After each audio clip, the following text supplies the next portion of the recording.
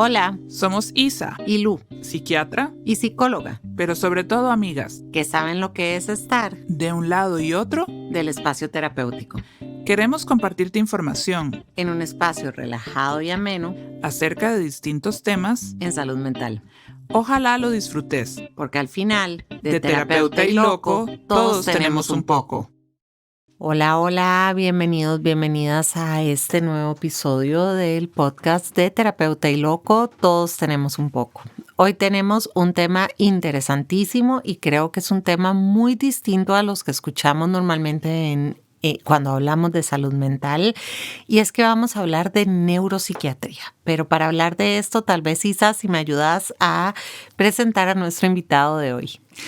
Bueno, yo estoy muy feliz, Lucy. La verdad es que sí, porque el invitado de hoy, tengo que hacer la confesión primero, es de los grandes tesoros que la psiquiatría trajo a mi vida, porque es un gran amigo, es una persona que quiero muchísimo y a quien nunca en la vida lo he llamado por su nombre de pila. Entonces ahí me disculpan de antemano si en medio del podcast se me va el apodo, pero él sabe que lo hago con muchísimo cariño.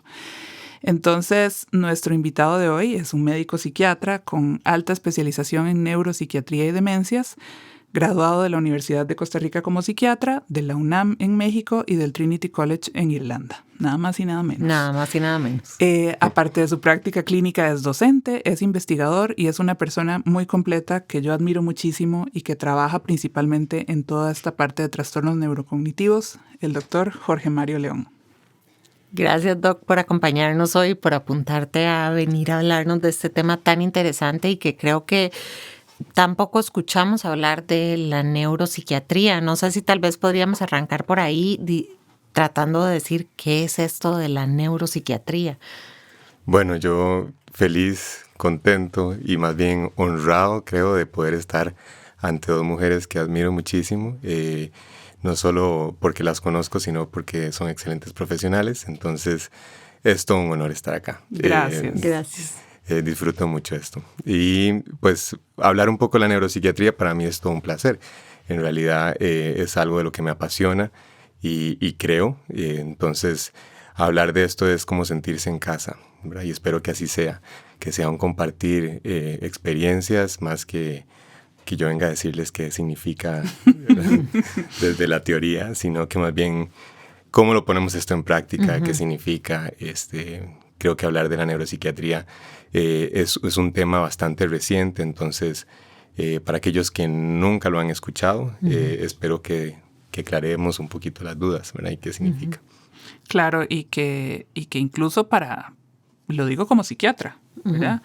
Y estoy segura que vos, Lucy, como psicóloga, es un término que uno oye recientemente y que incluso los pacientes no saben que eso existe, ¿verdad? Y cuando uno habla, bueno, es que yo creo que sería mejor que te viera un neuropsiquiatra, se quedan un poco como pensando, bueno, ¿pero qué es esto? ¿Un neurólogo que estudia psiquiatría o es un psiquiatra que ¿verdad? ¿Cómo es esto? Entonces, empecemos por ahí. ¿Qué es neuropsiquiatría, Jorge? Bueno, vamos a ver, tal vez yo creo que lo que valdría la pena empezar es por explicar que la neuropsiquiatría envuelve todas estas neurociencias. Incluye una sombrilla gigantesca y es esta interfase entre lo que en algún momento empezó como una única rama en las ciencias y después evolucionó hacia la neurología, hacia la psiquiatría y otras entidades también que aportan grandes conocimientos en la ciencia. Sin embargo, es la interfase, y así yo creo que podríamos empezar a definirlo, entre la neurología y la psiquiatría. No quiere decir que un neuropsiquiatra sea neurólogo, ni que un neurólogo que hace psiquiatría biológica también es psiquiatra, ¿verdad? Entonces, es esta diferenciación que de pronto existe una línea muy delgada entre saber si esto es mente, lo que estamos hablando, o si esto es cerebro, lo que estamos hablando. Y entonces, la neuropsiquiatría viene a tratar de enlazar, después de muchos años en donde los estudios hicieron divergentes caminos para poder llegar a la neurología y considerarlo como que esa es la ciencia que estudia de pronto el cerebro, pero que deja de lado la mente. Entonces todas aquellas funciones mentales que en algún momento las hemos definido como esa capacidad que el cerebro desarrolló dentro de la evolución para tener racionalización, intelectualización y diferenciarnos de otras especies, de pronto ahorita viene a ser un mismo camino en donde no podríamos explicar nada de lo que los otros tres aquí hacemos a diario sin poder entender la neurobiología de un cerebro. Entonces, yo creo que viene a ser un elemento clave en poder entender al ser humano más allá de caracterizarlo si esto es mente o si esto es cerebro, sino que es este conjunto de conocimientos que hemos alcanzado a través de los años. Creo que las neurociencias ha sido de las ramas científicas que evolucionó muy tarde. El corazón lo conocemos bien, las glándulas suprarrenales, qué lindas que son, pero de pronto no tenemos tanta información sobre el cerebro, sino que es hasta los 1800, 1900 para adelante. Cierto. Y además haciendo esta dicotomía, como que de un lado está la mente y de otro lado es el cerebro y son dos cosas distintas, ¿verdad? Y que incluso uno ve como, diga, un neurólogo le dice, no, esto es del psiquiatra. O un psiquiatra dice, no, esto es neurológico y no sé qué es, ¿verdad? Y los pacientes, bueno, pero usted me está dando la misma pastilla que me dio el neurólogo. Entonces, ¿cómo me explica esto? ¿Verdad? Y creo que además se nos olvida en la práctica clínica, porque tal vez los que somos muy clínicos estamos constantemente dedicados a entender ese paciente que tenemos enfrente, esa persona que tenemos enfrente, pero se nos olvida toda la neurociencia que hay detrás de esto. Pasamos por la universidad y nunca más volvimos a hablar de biología, de bioquímica, de fisiología, y ¿verdad? Se convirtió en una caracterización más clínica, una descripción de síntomas. Y detrás de la neuropsiquiatría también está una base muy sólida, que es esta neurociencia, por eso les decía como la sombrilla. Envuelve todo lo que consideramos en el ámbito más de investigación la psiquiatría translacional, que sería poder llevar esos estudios que hacemos en ratitas o que hacemos moleculares a la traducción clínica, ¿verdad? Es decir, cuáles son los elementos que consideramos desde la parte más molecular y científica hasta que eso significa que yo tenga depresión o que pueda caracterizar una depresión o que pueda caracterizar un síntoma neurológico. Entonces, viene a ser no solo lo que nosotros clínicamente conocemos, sino que casi que nos volvemos hacia back to basics, dirían los anglosajones, ¿verdad? Volver hacia las bases y poder tratar de correlacionar aquello que estudiamos hace muchos años y que no lo ponemos en práctica. Ok. Y vamos a ver, si estás diciendo esto, todo lo que hacemos los psiquiatras puede ser entendido desde la neuropsiquiatría, ¿verdad? Sin negar, digamos, todos los otros campos de conocimiento, pero los neuropsiquiatras se dedican a algún grupo particular de patologías, de situaciones. Yo creo que es una pregunta muy noble porque de alguna otra forma esto lo hemos llamado como una subespecialidad o una alta especialización, ¿verdad? En nuestros países. Y eso significaría que pues, hemos adquirido un conocimiento mayor desde la base de una psiquiatría o una ciencia médica. Pero aquí viene el aporte de todas las enfermedades que de alguna otra forma hemos conocido, pero que desde los 1900 hasta la actualidad se dividió en si era un ámbito meramente neurológico o psiquiátrico.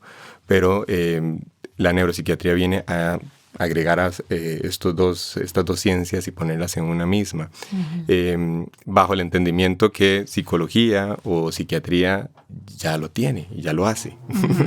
Lo que pasa es que lo habíamos dividido en regiones y de pronto creo que lo más confuso no es tanto para lo que nos dedicamos a esto, sino que son los mismos pacientes o las personas que acuden a nosotros, que esto es de neurólogo, esto, ¿verdad? Lo que decías vos, Isabel, de si esto es de psiquiatra, si esto es de psicólogo, si esto me medican, si no me medican. Pero el entendimiento, estamos de acuerdo nosotros tres que lo tenemos todos, ¿verdad? Si estudiamos esto. Y las bases son las sólidas herramientas que tenemos para que con la persona que tenemos enfrente podamos ayudarla. Entonces, es un nombre que le agregamos a un estudio extra que realizamos algunos psiquiatras que nos interesa esta parte, pero que definitivamente está ligado a las bases de cualquier otro especialista que se dedica a la salud mental. No podríamos agregarle un valor extra ¿verdad? Ni ponernos por encima de algún otro conocimiento, sino que al contrario, es fortalecer las herramientas que ya todos tenemos como base. ¿Y cuáles serían las diferencias en el actuar y en el tipo de personas que ve un psiquiatra tradicional, digamos, de un neuropsiquiatra? Uh-huh. Mira, Lucía, yo creo que ahí tiene que ver con cuál es el tipo de patología que de alguna otra forma se está diagnosticando. Esto es bien complejo porque vos como psicóloga sabrás que el modelo de la medicina nos ha hecho tener una caracterización de síntomas, buscar un diagnóstico, buscar un tratamiento. Y bueno, los que nos dedicamos a esto sabemos que no necesariamente pasa así. Entonces, hasta que entendemos la persona que está limitado y que la persona que está enfrente, pues no es una caracterización del libro que hacemos de receta. Entonces, es un poco más complejo, pero sí definitivamente agrega un valor a la neuropsiquiatría cuando tenemos esas patologías que han quedado casi que en el limbo, podría decir. Y en el limbo significa porque ni es ambiente de psiquiatría, ni es ambiente de psicología, o es una mezcla de ambos, en donde hay evidencia de una lesión neuronal, es decir, un circuito que está alterado, de un complejo de redes neuronales que están alterados, que lo podemos evidenciar objetivamente, pero que además le agregamos un componente psiquiátrico, aquello que llamamos mental. No sé, vamos a poner, por ejemplo, el caso de una epilepsia. O tal vez una lesión traumática cerebral. La persona se llevó un golpe, tiene una evidencia en la resonancia magnética de esa lesión, pero además de esos síntomas neurológicos que podría tener desde, no sé, falla en la parte motora, debilidades o temblores o epilepsia misma, por esa lesión neuronal que es evidente en la resonancia, además agrega depresión, ansiedad o algunas fallas cognitivas. Le cuesta concentrarse, atender órdenes complejas. Y de pronto llega donde un neurólogo y le dice, no, es que usted tuvo una lesión traumática cerebral, este fue el golpe que tuvo y esas son secuelas. Y la parte de las emociones y la parte de la funcionalidad y cómo adaptamos. ¿Quién atiende las secuelas? ¿Quién atiende las secuelas? Exactamente, ¿verdad? Entonces viene toda una serie de herramientas que tal vez el neurólogo no está capacitado porque no ha sido entrenado para eso, o simplemente no le gusta y es válido. Claro. Y después está el psiquiatra, que de pronto está muy bien entrenado en esto, o el psicólogo, que está muy bien entrenado en esto, pero no tiene las bases neurológicas para decirle, sí, esta lesión se traduce clínicamente en su cuerpo en esto. Entonces quedan en esos limbos en donde la neuropsiquiatría puede tal vez unir a ambas y darle una mejor explicación o un abordaje un poquito más integral, podríamos decir. Claro, pensaba mucho en estos pacientes, ahora que mencionas este ejemplo de una persona con un trauma cráneoencefálico, que desde la psiquiatría o la psicología general, por decirlo de alguna forma, queda como, bueno, sí, es que usted tuvo un trauma y ya, ¿verdad? Su cerebro se dañó. Y de pronto se cataloga a priori al paciente como que no es candidato a psicoterapia, que desde el punto de vista psiquiátrico se le va a dar un medicamento para aplacar los síntomas, pero que no se pretende corregirlos, y queda, como vos decís, en ese limbo, y la familia y el paciente mismo con un gran sinsabor de esto es todo, hasta aquí llegamos, ¿verdad? Entonces, qué bueno de pronto empezar a hablar de estos temas justamente para transmitir esta esperanza y esta posibilidad, digamos, de un abordaje distinto. Yo creo que tengo tal vez un ejemplo que va en esa línea, Isabel, que recientemente atendí y que entonces es una paciente con el antecedente de un cáncer. Ese cáncer fue metastásico, es decir, que tuvo lesiones desde su cáncer primario hacia el cerebro. Y esas metástasis que le llamamos, pues han tenido algunas repercusiones que de pronto el médico a cargo, el oncólogo, decía, bueno, no, que lo valore neurología, ¿no? Porque pues hay metástasis cerebrales, esperaríamos que un neurólogo asuma. Y el neurólogo entonces le detecta estas lesiones y le dice, bueno, lo mandamos a psicología, porque le cuesta concentrarse, tiene problemas de memoria, tiene algunas fallas anómicas, que quiere decir que no me acuerdo de esas palabras, y todo ese perfil cognitivo estaba dañado, pero entonces empieza este viacrucis. Va donde el psicólogo le hace pruebas, va donde el psiquiatra, le dice, bueno, sí, podrías tener una depresión que podría justificar tu daño cognitivo, y después va donde el neurólogo y le dice, no, es que esto es la metástasis. Y es un viacrucis realmente, claro. ¿Verdad? De consultas en donde nadie pone realmente el valor de esa lesión o podría explicarlo de una forma integral, sino que yo creo que esa es la consecuencia de un mundo altamente especializado, en donde terminamos con un montón de especialidades y entonces ahorita el psiquiatra es sub especialista y se dedica solo a esa pequeñita parte que tiene el cerebro para poder diagnosticar, o el psicólogo ha sido altamente especializado en terapias o en la parte de neuropsicología o solo valora anomias y entonces ya se le olvida todo lo demás o no tiene ese abordaje integral. La neuropsiquiatría nos recuerda eso de alguna otra forma. Hablamos de, no sé, por ejemplo, un Freud, ¿verdad? Dentro de su capacidad de conocimiento neurológico, llegar a la neuropatología y buscar un poco más cuál era esa traducción de la parte celular. Los médicos psiquiatras, neurólogos de los 1800 a los 1900 eran todólogos. No solo estaban viendo pacientes, estaban metidos en un laboratorio, estaban haciendo autopsias, estaban haciendo tinciones, estaban descubriendo células en un microscopio. Y eso se nos ha perdido. Claro, y qué interesante, porque justo en ese momento se da esa ruptura de, no, es que usted lo que tiene no es neurológico, usted tiene una crisis de histeria, ¿verdad? Va para donde el psiquiatra. Entonces nos devolvemos a ese punto donde se hizo esa ruptura. Y finalmente estamos volviendo a integrarlos y que haya, digamos, un campo donde se reúnan esas dos cosas para poder ofrecerle algo al paciente. Pero tal vez para que a las personas les quede como más claro, ¿verdad? Porque a veces me dicen, no, es que yo donde un neuropsiquiatra, ¿por qué? Yo no tengo demencia. O ¿será que yo voy a tener demencia porque mi mamá tuvo? O no, es que yo no me he golpeado el cerebro, a mí en el cerebro no me está pasando nada, ¿verdad? ¿Cómo, digamos, o qué podría esperar un paciente al que se le envía a neuropsiquiatría o que da la casualidad que llegó donde un neuropsiquiatra de diferente de un abordaje de un psiquiatra o de un psicólogo clínico? ¿Cuál es la diferencia cuando llega a una consulta? Muy buena pregunta. Me encantaría contestarla desde mi experiencia también, sí. ¿Verdad? Y tal vez voy a poner un ejemplo porque creo que es más fácil llegar a ese punto. Cuando yo hice la subespecialización en neuropsiquiatría, estaba en un hospital de neurología y neurocirugía. Eso significaba que pues, eran muchos de los pacientes referidos a nivel nacional para ser valorados por un neurocirujano o por un neurólogo. Y la parte psiquiátrica no necesariamente o emocional o psicológica estaba siendo valorada o no había sido referido por esa condición. Entonces, a la hora de llegar a un departamento de neuropsiquiatría, tal vez aquel había pasado por una valoración previa de un neurólogo o de un neurocirujano que había o no determinado una lesión. Y a través de esa lesión, entonces quiere la valoración de un neuropsiquiatra para poder determinar si toda esa corteza cerebral que nos ha dado mayor funcionalidad y adaptación al mundo, de alguna otra forma podría interactuar en esa lesión o en su funcionalidad.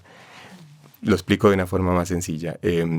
Nuestro lóbulo frontal, por ejemplo, que nos permite intelectualizar o controlar las conductas y sus conexiones con núcleos más subcorticales o más profundos del cerebro, podría nosotros determinar que la conducta sea A o B.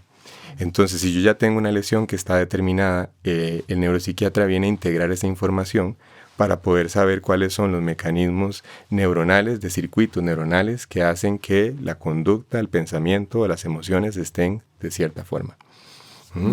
Entonces, la valoración de un neuropsiquiatra viene a complementar un poco lo que ya cualquier otro especialista en las neurociencias ha hecho. Ya hay probablemente un diagnóstico, pero quisiera una afinidad. Y esa afinidad a veces va en procesos neuronales que van hacia la corteza, hacia los ganglios profundos del cerebro o los núcleos profundos del cerebro o el cerebelo. Quisiera entender por qué de alguna otra forma esa lesión que ya la hemos encontrado podría justificar la conducta, el pensamiento o las emociones. O si no la justifica. O si no la justifica. Y no tiene nada que ver y de pronto el abordaje tiene que ser por otro lado, por así decirlo. Claro. Entonces, uno de los casos, y ahorita que mencionas la famosa histeria, aquellas crisis conversivas o de pronto aquellas manifestaciones conductuales, emocionales que están sobredimensionadas, que consultan constantemente un servicio de emergencias o que se vuelven tan disfuncionales, podrían dentro de un servicio de neuropsiquiatría considerarse no como una crisis histérica, sino como un síndrome neurológico funcional. Y eso es un diagnóstico.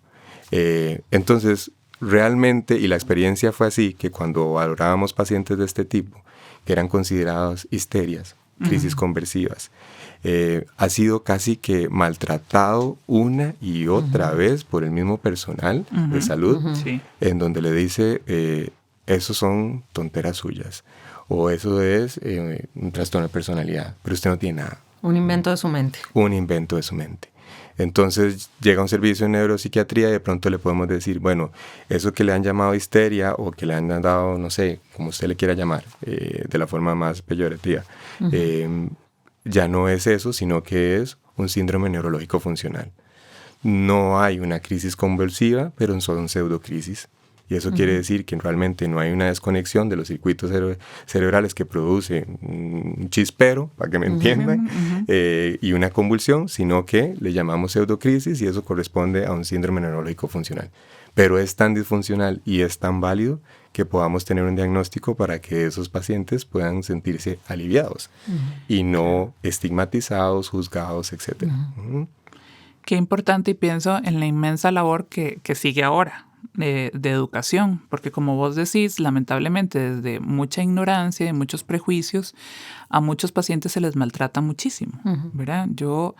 Esa frase lapidaria, horrorosa de es que usted no tiene nada, vaya donde el psiquiatra, vaya donde el psicólogo, yo siempre se lo planteo a los estudiantes de medicina, si no tiene nada, entonces ¿para qué lo estás mandando donde alguien más? ¿O por qué esa persona va a estar llegando a emergencias?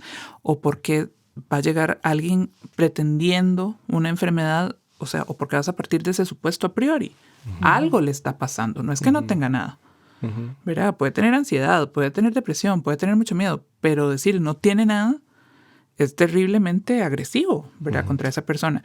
Entonces, ahora que lo planteas así desde la neuropsiquiatría, me pienso en el montón de vacíos que la neuropsiquiatría va a venir a llenar y que ojalá se traduzca en un mejor trato hacia las personas que tienen manifestaciones neurológicas, neuropsiquiátricas y que tradicionalmente han sido muy violentadas.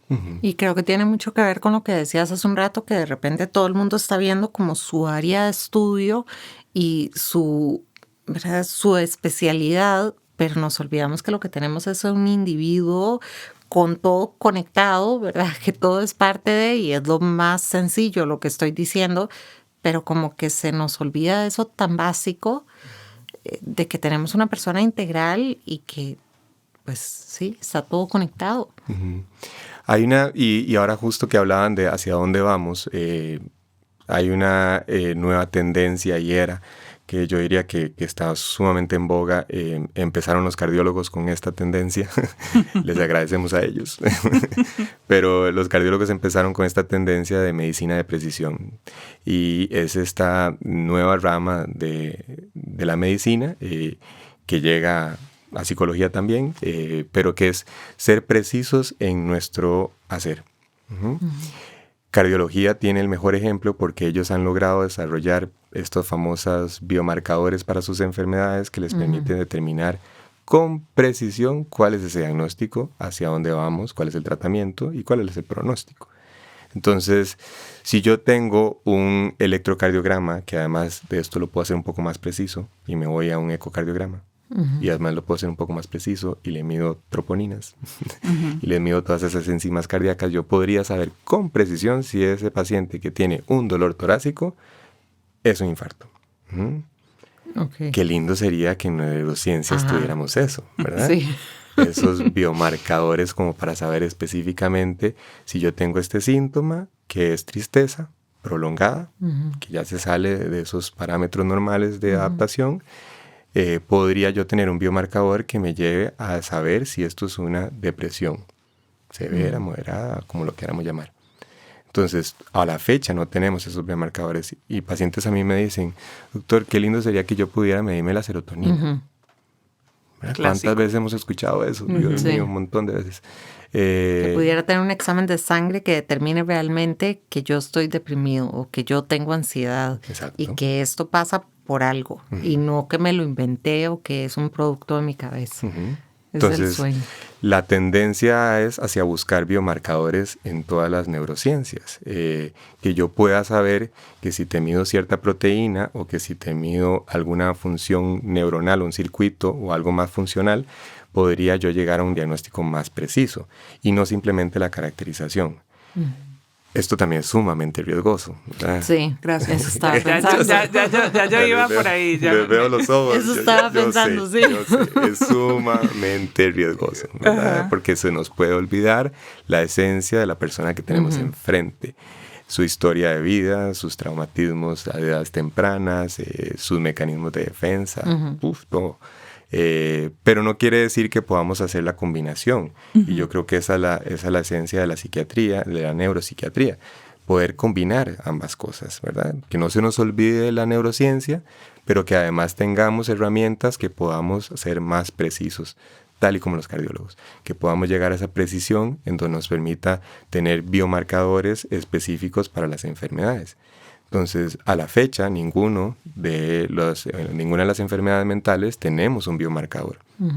Pónganse a pensar cuáles, ¿verdad? Ninguno. Ni la depresión, ni la psicosis, nada. En realidad, ninguno de los espectros de la salud mental, de la enfermedad mental, tiene un biomarcador. Y vamos a ver, ya que nos viste arrugando la cara, ¿verdad? Lucy como psicóloga y yo... Vos sabes, de la acera de enfrente de la psiquiatría, ¿verdad? Mi relación con la psicodinamia y el psicoanálisis, en fin. ¿Cómo explica entonces desde la neurociencia la interacción, digamos, de este cerebro con su ambiente y sobre todo la emergencia de la mente, ¿verdad? No podemos superponer los fenómenos mentales a los fenómenos cerebrales, ¿verdad? Todavía no podemos hacer eso. Entonces, ¿cómo entiende la neuropsiquiatría? ¿Cómo es que suceden estos síntomas? Más allá de reducirlo a algo que se pueda detectar por un biomarcador, que afectan a las personas que finalmente consultan. ¡Qué lindo! Yo quería que llegáramos a este lado oscuro y me encanta.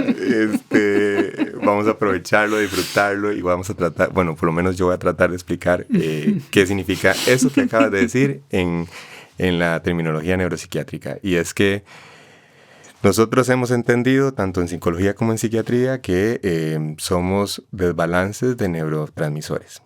Eso ha sido como nuestra teoría más médica, si podemos decirlo. Y sobre la que se basa la farmacología. Totalmente, ¿verdad? Que si serotonina sube, si dopamina baja, si, ¿verdad? Todo podría ser explicado desde los neurotransmisores. Sí. Se ha quedado muy corta esa teoría, porque sabemos que... y eso no quiere decir que los pacientes que estén tomando antidepresivos, por favor, dejen de su tratamiento. No. Sí, hagamos aquí un paréntesis. Los antidepresivos son necesarios, no los deje sin supervisión médica, consulte con su psiquiatra. Exacto, muchas gracias. Pero sí se ha quedado un poco corta esta teoría para poder explicar toda la fenomenología que sucede en cualquiera de la enfermedad mental. Pero la neuropsiquiatría viene a agregar un poquito de este conocimiento que integra neurología y psiquiatría para poder saber que eso no es una cuestión de neurotransmisores específicamente, sino que esto es disfunciones de circuitos neuronales. Entonces ya estamos hablando de redes neuronales. Entonces no estamos hablando de que si yo tengo una lesión en el tálamo, voy a tener apatía, o si voy a tener una lesión en el núcleo caudado, voy a tener trastorno obsesivo compulsivo. ¿Verdad? No es específicamente lesiones en regiones del cerebro, porque sabemos que el cerebro no es así, está íntimamente conectado. Lóbulos que hemos clasificado para poder hacer la anatomía diseccional no significa desde la funcionalidad que está así. Lobo parietal es diferente al occipital y al frontal y etc. Todo está conectado. Entonces la neuropsiquiatría entendió que esto es una función de redes neuronales y de circuitos, que básicamente manejamos dos conceptos. O hay hiperconectividad, ¿verdad? O hipoconectividad, que significaría que entre dos redes neuronales, voy a poner un ejemplo, no sé, que de pronto el lóbulo frontal con la amígdala esté hiperconectado, mandando señales a cada rato, pum, pum, pum, pum, o que esté hipoconectado, que es que haya más bien una disminución de esa conexión eléctrica entre las regiones o los circuitos neuronales. Pero también puede ser que sea hiperfuncionante o hipofuncionante. Entonces agregamos otro concepto, que eso quiere decir que, por ejemplo, una amígdala que en los trastornos de ansiedad sabemos que está hiperfuncionante porque hay un montón de reacciones enzimáticas que están sucediendo, o que puede ser hipofuncionante en el caso de, no sé, una depresión, por ejemplo. Entonces, estos dos conceptos de hipofuncionalidad, hiperfuncionalidad o hiperconectividad, hipoconectividad, ya nos da una luz hacia dónde podríamos ir buscando esos biomarcadores. Okay. No tanto desde, como lo hace cardiología, encontrar las enzimas que determinan si usted no tiene un infarto o no, sino más bien de poder caracterizar a través de, por ejemplo, una resonancia magnética funcional, si esos circuitos están hipofuncionantes o hiperfuncionantes, o están hipoconectados o hiperconectados. Entonces ya tenemos, por ejemplo, una PET, ¿verdad?, que es la tomografía por emisión de positrones, que hace que podremos tener información en vivo si esa estructura cerebral está funcionando o no está funcionando, está apagada o no está apagada. Nos acercamos a esa precisión diagnóstica, ¿verdad? Wow. Es muy bonito, ¿verdad? Y ya nos alejamos tal vez de esas teorías que han sido por años. No quiere decir que no sean válidas, pero que cada vez las podríamos conocer mejor. Entonces, y yo no sé si a alguno de los dos les ha pasado, pero cuando uno lee neurotransmisores, yo digo, Dios mío, lo que entendí, ya no lo entiendo. Entonces, ahorita vamos por 2022, pero hay 7 familias de receptores de serotonina que conocemos, que estamos bien descritas. Van a haber 14, ¿verdad? Y así dopamina y así. Entonces se vuelve cada vez mucho más complejo, y cuando yo entiendo que a veces puede ser un receptor que si yo lo apago genera cierta cosa, pero que ese mismo receptor hace una función sobre otro neurotransmisor, entonces yo digo, bueno, entonces ¿es aumento de serotonina, disminución de dopamina? ¿O es que la serotonina tiene un impacto indirecto en dopamina y por eso aumenta o disminuye? Entonces, no quiero confundir para aquellos que nos están escuchando, que es algo muy bioquímico tal vez, pero sí es complejo. Y que tal vez la simple teoría de que si a mí me falta serotonina o no me falta serotonina, se queda muy corta. Por eso es que la explicación siempre nuestra tal vez es: yo no te puedo medir la serotonina. Y los pacientes se nos quedan viendo con una cara de signo de interrogación de ¿por qué no? ¿Y por qué me va a dar esto si no me la puede medir? Si me está diciendo que esto me la va a subir, usted está partiendo de que la tengo baja, pero no me la ha medido. Exactamente. Entonces lo que estamos hablando es que a la hora, por ejemplo, de dar un medicamento a una persona, no solo estamos aumentando los niveles de serotonina, sino que estamos cambiando también las redes de conexiones neuronales que están habiendo en el cerebro en distintas zonas por estos transmisores. Entonces estamos hablando de que tenemos un montón de factores y que por eso entonces no es como que puedo hacer una medición de serotonina y ya está, y es así de sencillo. Claro, exacto. Es así. Es así. Funciona el cerebro como una red de circuitos neuronales que yo no puedo determinar si en este momento, o más desde modelos de investigación, ahí sí, tal vez, pero en la clínica no es factible que yo te pueda llegar a hacer una serie de estudios diagnósticos para medir tu funcionalidad, hipofuncionalidad, hiperconectividad o hipoconectividad de las redes neuronales. Sería sumamente caro. Ningún sistema de salud podría aguantar esto. Ni ningún seguro tampoco le gustaría. No. Claro, pero sí puedo, desde la neuropsiquiatría, interpretar las conductas que veo o las sensaciones que tengo, las emociones que tengo, a partir de un modelo, ya no de que se me bajó un neurotransmisor o se me subió el otro, sino desde que hay partes de mi cerebro que están funcionando de más, hay partes de mi cerebro que están funcionando de menos, que están muy alborotadas, por decirlo de alguna forma, u otras que están muy apagadas. Exactamente. Mejor no lo pudiste haber explicado. Y tal vez agregar el hecho de que en ese binomio que teníamos de mente-cerebro, viene la neuropsiquiatría también a explicar un poco que tenemos efectos fuera de esa funcionalidad. ¿Y a qué me refiero con esto? Por ejemplo, la terapia cognitivo-conductual sabemos que es una de las más eficaces en el trastorno obsesivo-compulsivo. Hacemos todo lo que ustedes bien ya saben, que Lucía lo sabe hacer excelente, pero que sí tiene un impacto directo en la funcionalidad de esa paciente o ese paciente que tiene un trastorno obsesivo-compulsivo. Pero eso es tan importante saberlo como que yo le puedo medir ahorita, en ese momento, el núcleo caudado y saber que hay una disminución en el flujo sanguíneo. Entonces decimos, claro, no es solo que haya una lesión cerebral que por alguna razón pasó, llámese trauma, infarto o intoxicación o una toxina, una infección, etcétera, una encefalitis y que causa un daño, sino que son cosas que yo estoy haciendo por fuera de su cerebro, en una terapia, y que voy a generar un impacto directo en la funcionalidad de ese cerebro. Entonces tiene mucho sentido lo que hacemos. No es una cuestión de magia o de, ¿verdad?, ciencias ocultas. Estamos generando cambios que se traducen en la funcionalidad de un cerebro. Si yo estoy haciendo una terapia cognitivo-conductual y logro disminuir los síntomas obsesivos, y yo sé ahorita, dentro del 2022, que puedo medir a través de un PET o de una resonancia magnética funcional cómo está ese núcleo caudado, me puedo dar cuenta que ya no está funcionando igual que antes. Claro, y pienso analógicamente que como la terapia provoca resultados que son observables o que pueden ser medidos a través de estas herramientas, también como vivencias traumáticas, vivencias adversas, situaciones emocionales de la cotidianidad, de la vida, pueden ir modificando cómo funcionan estos circuitos neuronales. Exacto, exacto. Entonces ahí es donde yo creo que es una luz a todos los que nos dedicamos a esto para saber que lo que estamos haciendo es una ciencia y no es simplemente el acompañamiento de una paciente que está con un problema emocional.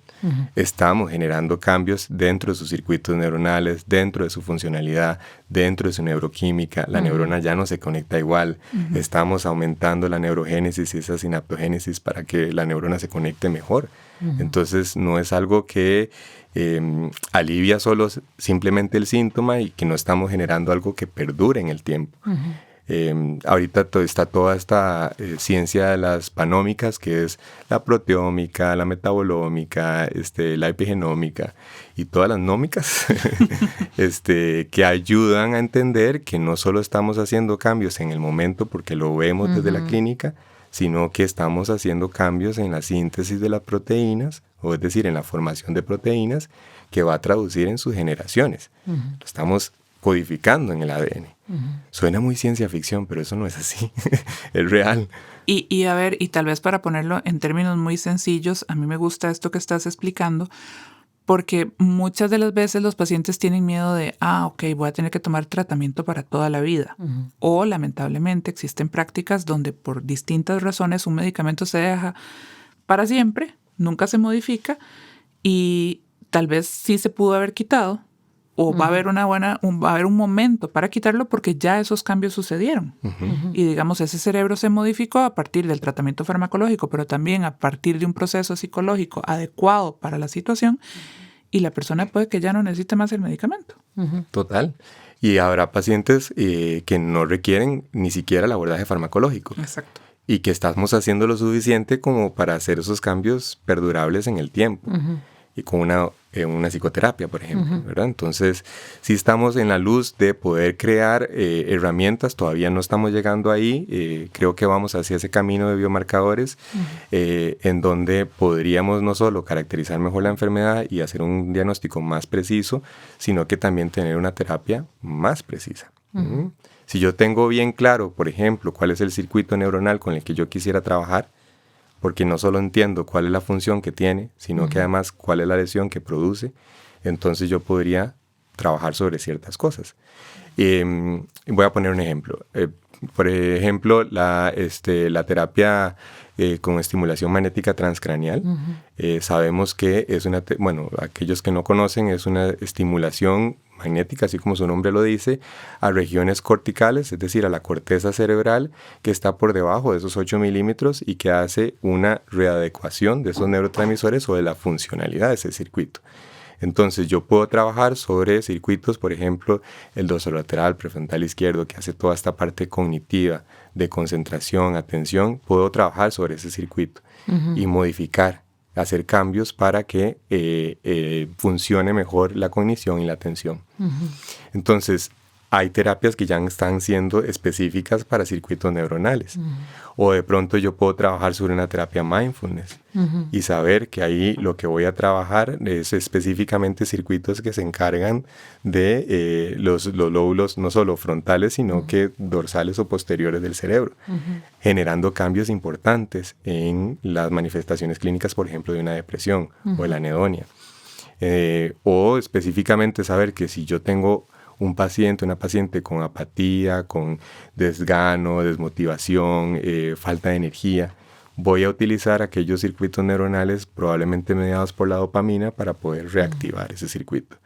Entonces, vamos hacia eso. Yo creo que falta camino por avanzar. Estamos en pañales todavía en las neurociencias, a diferencia de una cardiología, por ejemplo, pero vamos hacia un camino que es más seguro también. Bueno, pero yo creo que sí hemos avanzado un montón y no para que hagan números, pero cuando yo estaba en la escuela las neuronas se morían y ya, ¿verdad? Sí.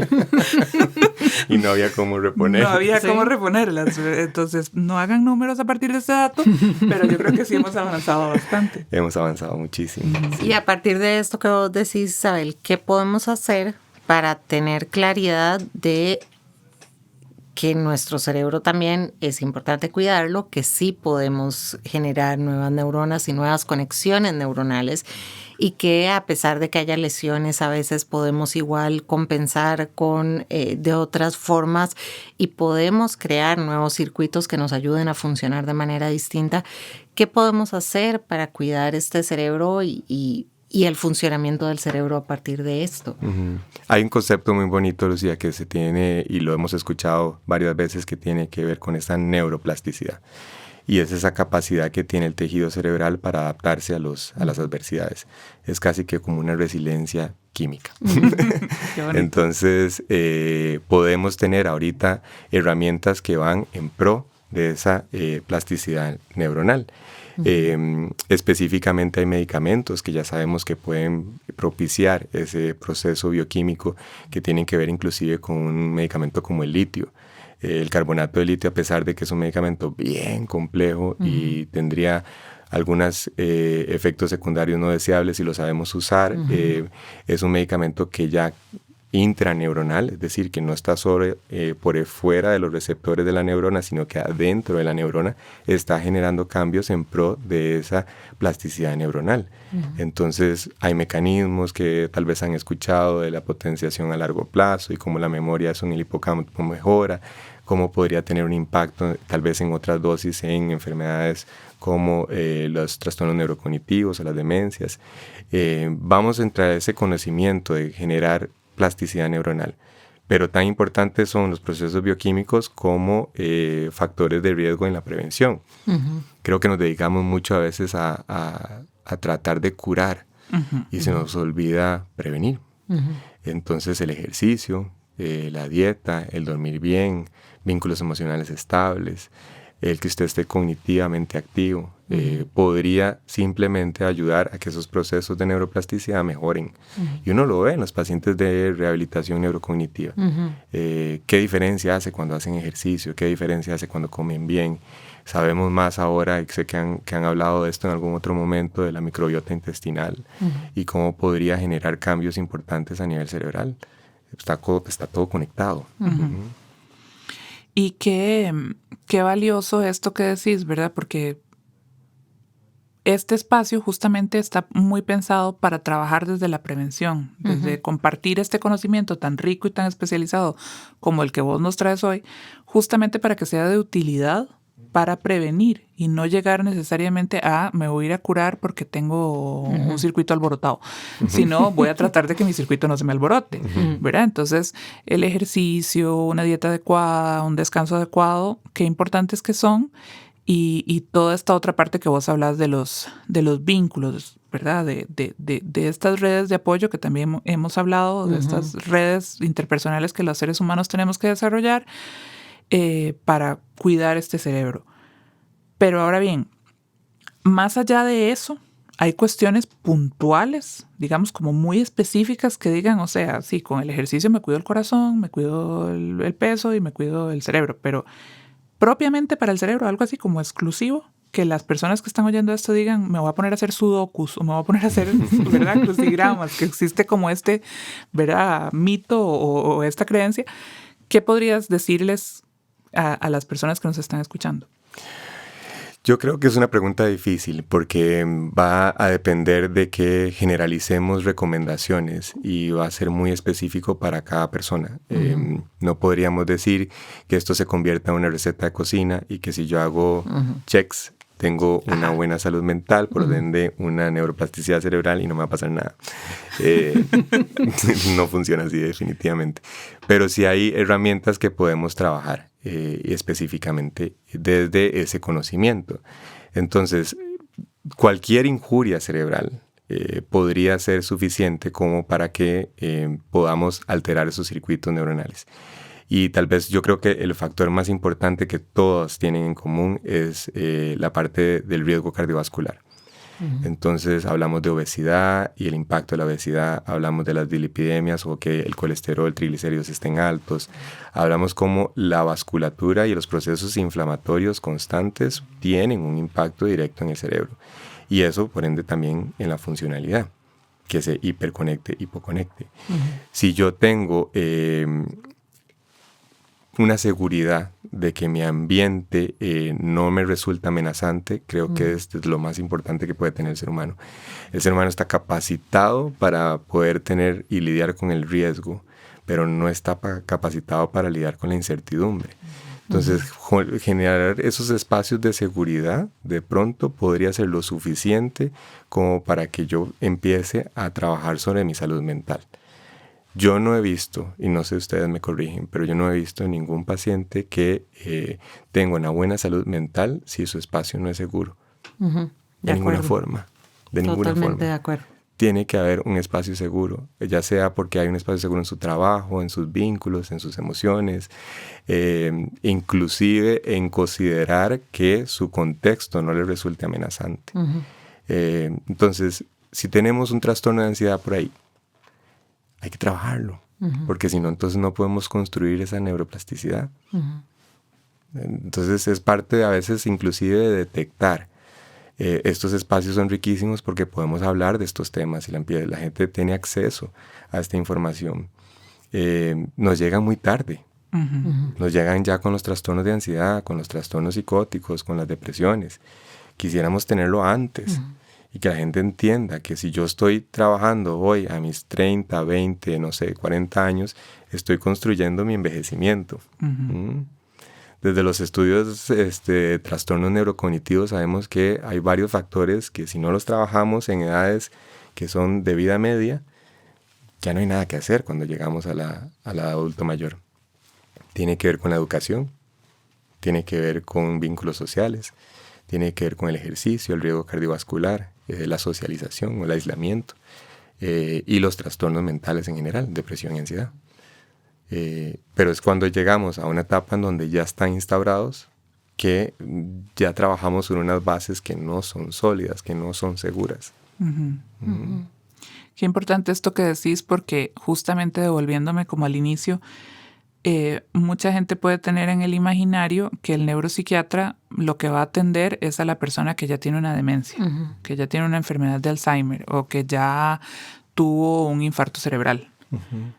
Pero de acuerdo a lo que decís, justamente desde la prevención de la neuropsiquiatría lo que vamos a trabajar o lo que sería ideal trabajar es en evitar que estas enfermedades se presenten y que justamente esta neuroplasticidad va a existir antes, ¿verdad? Ya después no es que no vaya a existir, pero vamos a tener un terreno más difícil sobre el cual cultivar. Correcto. Por supuesto que hay herramientas que podríamos asociarle a esto y es que es el conjunto de otras especialidades que nos aportan muchísimo. No es un trabajo exclusivo de los que nos dedicamos a salud mental. Y creo que la gente está entendiendo ahorita que el trabajo es en equipo. Y el que no lo entienda no sabe lo que está haciendo. Bueno, de hecho, en una charla que estuve hace poco con Jorge, cuando hablábamos de esto de medicina de precisión, vos hablabas, ¿verdad?, de este otro espacio, de esto que acompaña o que debería formar parte fundamental de la medicina de precisión, y es el acompañamiento entre las distintas especialidades para ese paciente, para atender una situación puntual. E involucrar no solo lo que el conocimiento en la neurociencia nos ha dado, sino que también la experiencia vivencial.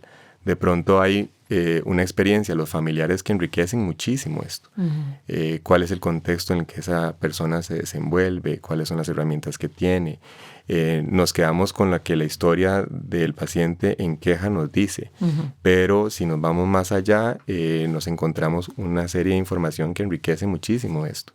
Y cuáles son las herramientas con las que contamos fuera del contexto de una consulta. Es entender básicamente eso, ¿verdad? A mí me da mucha gracia porque cuando en pacientes que tal vez son neuropsiquiátricos sumamente complicados, yo también dentro de mis recetas tengo la prescripción social. Y la gente me dice, pero ¿esto qué es? ¿Dónde lo compro? ¿Verdad? Esto del ejercicio, ¿cuántas veces lo tengo que hacer? La nutrición, la parte de los vínculos, el conectarme con experiencias que me produzcan algún tipo de placer, la prescripción social. Y eso es también una práctica que tal vez hemos perdido, pero que debería ser instaurada en nuestro día a día. Absolutamente. Y dentro de esa prescripción social, y ahora que los mencionaste, no quería que se nos quedaran por fuera de este episodio el papel de los cuidadores. Y muy someramente, porque yo sé que eso nos da para un episodio completo, ¿verdad? De los pacientes neuropsiquiátricos y de lo complejos que son los pacientes neuropsiquiátricos cuando ya están en estos estados avanzados. ¿Qué intervención se hace desde el punto de vista social, ya no para el paciente, sino para los cuidadores de estos pacientes? Primero, yo creo que es entender cuál es el diagnóstico con el que estamos trabajando. Y para eso la neuropsiquiatría nos obliga a ser un poquito más precisos. Y es caracterizar justamente dentro de esos signos o síntomas cuáles serían las herramientas con las que podríamos empezar a trabajar. Porque si yo entiendo cuál es la manifestación clínica, es decir, qué es lo que en este momento genera un problema, yo podría hacer un abordaje desde las condiciones del paciente, las condiciones del cuidador y las condiciones del contexto. Son tres ambientes completamente diferentes. Y tal vez podríamos poner un ejemplo clásico, que sería la enfermedad de tipo Alzheimer, una de las patologías que más vemos en neuropsiquiatría tal vez, y que justifica ese abordaje desde el cuidado o la protección del cuidador.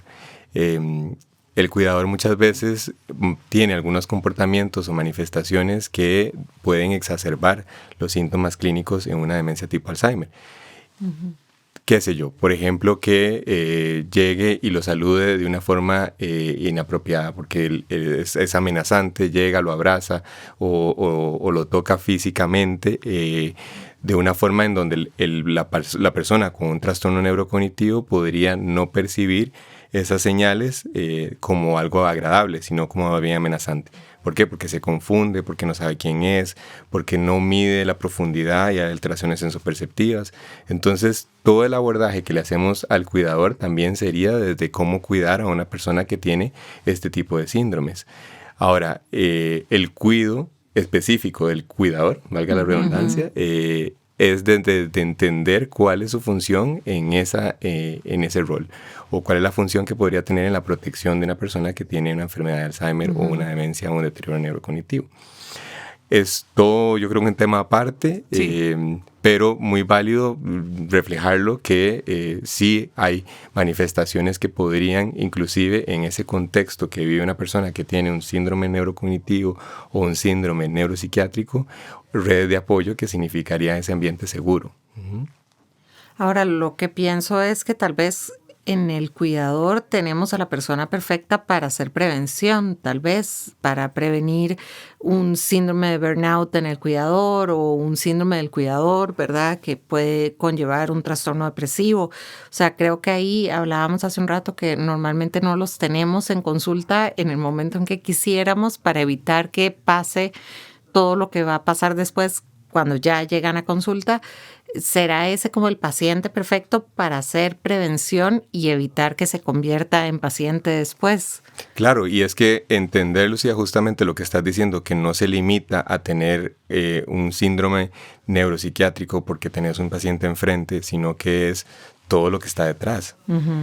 Si yo no entiendo que la demencia tipo Alzheimer o cualquier tipo de demencia tiene manifestaciones que impactan no solamente al paciente, sino que al contexto en el que vive, a quien lo cuida o a todas las redes de apoyo que están a su alrededor. Entonces va más allá de circuitos neuronales, va más allá de patología tipo Alzheimer, enzimas y proteínas, sino que también es entender ese contexto, que la amplia formación que tal vez un psiquiatra tiene en esto ayuda muchísimo. Y, a ver, tal vez voy a hacer un poco o juzgar un poco el abordaje que puede tener algún otro médico que no sea un psiquiatra, porque no entiende tal vez el impacto emocional que esto podría tener, o no tiene la formación para poder evaluarlo o cómo apoyarlo. No quiere decir que el abordaje de otros especialistas estén mal, pero puede enriquecer cuando tenemos otras herramientas que podrían ser desde la salud mental, el abordaje de una patología que es meramente neurológica. Y voy a poner otro ejemplo, concretito, para no extendernos mucho. Pero la epilepsia, por ejemplo, es una de las enfermedades que característicamente ha sido abordada por neurólogos, pero que desde la neuropsiquiatría entendemos que más del 40% de esos pacientes epilépticos tienen un episodio depresivo o un trastorno de ansiedad, y que viven en una constante amenaza de que pueda suceder una crisis convulsiva en media calle, de que no pueden manejar, de que han estudiado toda su vida con la idea, y tengo en mente a una paciente que es odontóloga y que siempre está con ese miedo y esa angustia de que ante el abordaje de un paciente que está encima, en la cara, trabajando en la boca, le pueda dar una crisis convulsiva. Claro. Y entonces, tal vez esa extrasensibilidad que la formación en psiquiatría o en psicología nos ha dado, podríamos decir, bueno, es que yo entiendo que no es simplemente una crisis convulsiva lo que estoy teniendo enfrente. Es una persona con un estilo de vida que se ha modificado, que sus redes neuronales han cambiado y que está en una constante hiperfuncionalidad de su amígdala, dándole impulsos en una angustia constante y que lo hace más vulnerable a que sea disfuncional. Y a que presente el episodio epiléptico, digamos así. Claro. Entonces, por eso es que, y volviendo tal vez al tema inicial de cómo la neuropsiquiatría aborda y qué es lo que aborda, son enfermedades muchas veces neurológicas que tienen un impacto en esta red que le hemos llamado mente, o las emociones, o la conducta, o la funcionalidad en general. Hablamos de epilepsia, hablamos de encefalitis, hablamos de lesión traumática cerebral, hablamos de trastornos neurocognitivos, enfermedades desmielinizantes, ¿qué más? ¿Qué se me va ahí?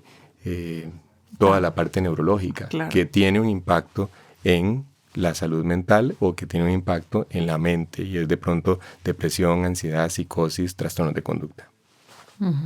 Qué fuerte oírte decir esto, porque como vos decís, se te vienen a la mente pacientes, a mí me pasa lo mismo, ¿verdad? Estos pacientes que de pronto se les hace un diagnóstico de una enfermedad neurodegenerativa, una esclerosis múltiple o una demencia en estadios tempranos, o una persona como la que explicaste ahora que tiene una metástasis producto de un cáncer, y que lamentablemente los colegas de otros campos, no por maldad, ¿verdad?, sino por un desconocimiento y como vos decís, una falta de entrenamiento, le dicen, bueno, sí, es que tiene metástasis al cerebro, ¿verdad?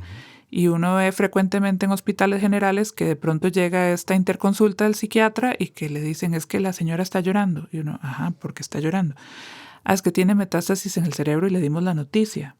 Y uno, bueno, pues que dicha que está llorando, ¿verdad? Está manifestando el dolor y la tristeza que esta noticia les lleva. No creo que podamos esperar otra respuesta, ¿verdad? Entonces, qué bonito, qué lindo, como dijiste ahora, ¿verdad? El papel de la neuropsiquiatría, donde viene a integrar todo esto, de entender la manifestación, no solo porque, sí, le dijeron que tiene una metástasis, sino que también cómo esa metástasis a nivel cerebral va a influir sobre ciertos circuitos y podemos entender, digamos, esa respuesta en 2 vías, ¿verdad? E inclusive la gran ciencia que tiene la psicología, Lucía, de pronto en el validar, se nos olvida el impacto que eso puede tener en simplemente validar una emoción. Es algo que comúnmente tal vez como terapeutas hacemos, pero que en el hecho de que si yo tengo un trastorno neurocognitivo, y no voy a hablar de una demencia específicamente, estoy hablando de una persona que tal vez tuvo un infarto cerebral, que tiene un trastorno cognitivo por ese infarto cerebral, se le olvidan las cosas, ya no es tan rápida como antes, o de pronto su velocidad de procesamiento se ha visto alterada a su funcionalidad previa al infarto. Hay una injuria cerebral, pero el validar en que esa experiencia que ha tenido después de un infarto cerebral es tan importante como que la persona pueda sentirse escuchada, y no necesariamente eso se lo hace tal vez una persona que no tiene esa sensibilidad en el diagnóstico. Es decir, lamentablemente en un contexto tal vez hasta de un sistema hospitalario esto es un infarto cerebral, es esperable que tenga estas secuelas, probablemente se le olviden las cosas, nos vemos en un año. Y que ojalá pueda hacer rehabilitación. Y qué terrible, porque casi que partiendo del principio de que como se le va a olvidar, de ahí no lo va a sentir porque se le olvidó. ¿Verdad? Y muchas veces la gente tiene ese concepto de no se va a deprimir porque por sí todo se le olvida. Como si fuera una cosa dependiente de la otra. O son secuelas, es la famosa palabra. Son secuelas y eso usted tiene que vivir con eso. Es de alguna otra forma cierto, pero ¿qué sensibilidad le podemos agregar a validar esa emoción de la persona que está sintiendo específicamente que ya no voy a funcionar como antes? Entonces, ¿verdad? Agregamos algunos conocimientos que tal vez desde dentro de la experiencia clínica podría significar un gran cambio en la rehabilitación. No es lo mismo, definitivamente no es lo mismo, que yo tenga una lesión neuronal, que esos circuitos de los que hemos estado hablando no funcionen y que alguien me lo valide.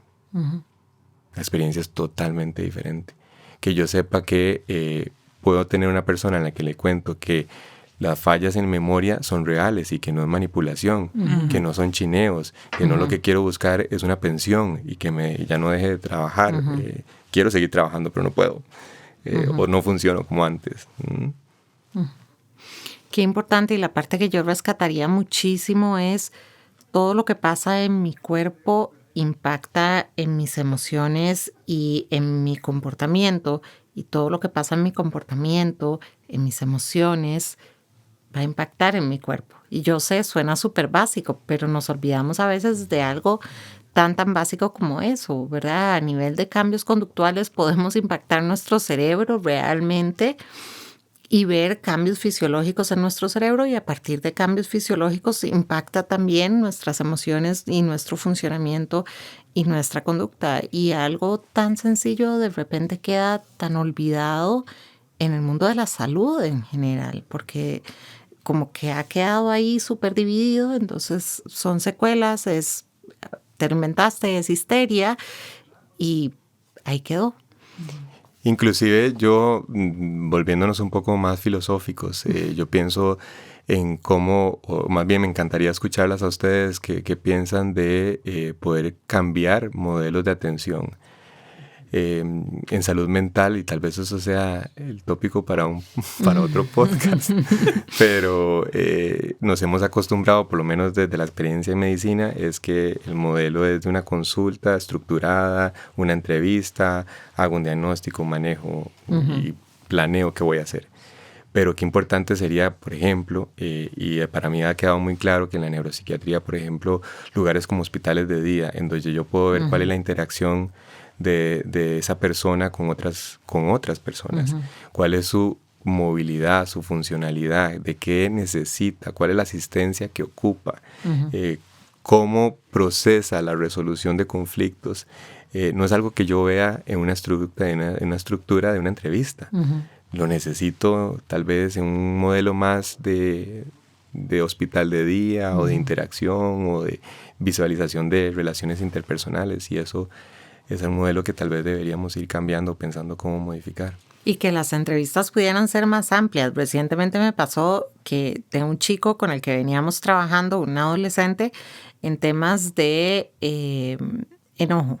Pero de repente en una sesión familiar lo veo manifestar su enojo. Y es totalmente distinto el abordaje que puedo hacer una vez que lo veo en vivo y que lo puedo trabajar en vivo cuando la conducta la tengo ahí, cuando veo el tipo de disparadores, que cuando él lo relata o me lo relata el familiar por otro lado, el ver esa interacción, que es lo que estás diciendo, ¿verdad? Eso es nada más hacer una sesión familiar.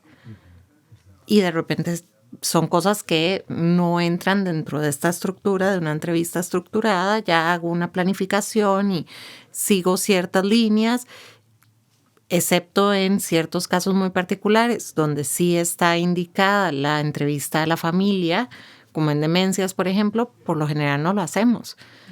Y eso me enriquece muchísimo para el trabajo con la persona, por ejemplo. Totalmente. Y vamos a ver, como vos lo decís, esto da para 1000 episodios más, ¿verdad? Si hablamos de las limitaciones que tenemos y no solo pensar en un hospital de día para observar, sino de todo lo que se podría beneficiar una persona en el contexto de un hospital de día, no solo desde esta observación de la psiquiatría y las cosas que se pueden hacer, sino desde otros ámbitos, de la socialización, de la parte ocupacional. Desde la intervención per se, o sea, el poder intervenir en ese hospital de día y no solo dar herramientas de habilidades sociales, sino poderlas trabajar en vivo. Esto da para mucho. Yo creo que también... Y eso es lo que les decía al principio, de poder inclusive involucrar otras especialidades que nos refuercen este conocimiento, porque una de las grandes transformaciones que estamos viviendo en salud mental creo que es el agregar esta famosa Big Data, ¿verdad? Todo lo que significa tener una aplicación en un teléfono, la información que eso nos puede dar. Si yo estoy conectado constantemente a través de las redes sociales o estoy interactuando en las redes sociales, eso es información que sería muy valiosa para clínicos en saber cuál es el contexto y cómo se desenvuelve en eso. Absolutamente. Yo creo que, bueno, yo estoy en ese límite de los millennials y a veces me cuesta procesar esto, pero no es fantasioso, no es irreal. Cada vez tenemos mayor acceso a las redes o a la conectividad y de pronto eso es una herramienta muy enriquecedora que podría funcionar como parte de esa valoración clínica que hacemos en algún momento. Es utilizar esa tecnología que a veces es tan dañina a nuestro favor. Exacto. Yo les pregunto a ustedes, ¿cuántas han utilizado una escala en un teléfono? Que llenen escalas en un teléfono. Difícilmente hacemos eso. O pocas veces dentro de la práctica clínica. No quiere decir que basemos en aplicaciones de un teléfono para poder llegar a diagnósticos, pero podría enriquecer mucho esto. Y de pronto esa conectividad con otras especialidades que podrían ofrecernos herramientas para mejorar nuestra práctica clínica, es dentro de esa perspectiva no solo de biomarcadores y yo encontrar la proteína específica para la psiquiatría de precisión, sino que además otras herramientas tecnológicas que podrían sernos más precisos. De acuerdo. Claro, y tal vez para cerrar, porque de nuevo, podríamos pasar aquí horas y estoy segura que te vamos a volver a invitar a otros episodios porque son temas apasionantes y que me gusta mucho la forma en que lo transmitís y que estoy segura que mucha gente va a quedar con muchas inquietudes y sobre todo con muchas motivaciones para empezar a hacer cambios, para revisar cosas, tanto aquellos pacientes, potenciales pacientes, pero también en el campo de la salud, colegas, psicólogos, profesionales del campo de la salud mental que van a escuchar este podcast, que se van a quedar con la intriga. Así que, pues nada, ha sido un placer de verdad tenerte acá y de corazón yo te lo agradezco muchísimo. No, para mí es todo un honor tener estas dos profesionales enfrente y además poder conversar sobre temas que creo que nos apasionan. Hace una gran diferencia cuando uno disfruta realmente lo que hace y entonces poder ofrecer ese conocimiento, de lo cual a mí por lo menos personalmente me apasiona, es también enriquecerme de las experiencias que ustedes tienen, preguntas que tienen y poder compartir un poco más el conocimiento. Muchas gracias, de verdad. Sí, Yo gracias. creo que mucha información muy valiosa, ¿verdad?, puede llegar a partir de este episodio y sí, creo que va a dar para mucho más. Gracias a todos por escucharnos. Recuerden seguirnos en todas las plataformas, YouTube, Apple Podcasts, Spotify, y si pueden darnos like, seguirnos y dejarnos una valoración en las plataformas que así lo permiten. Buenas noches. Muchísimas gracias. Hasta luego. Hasta luego.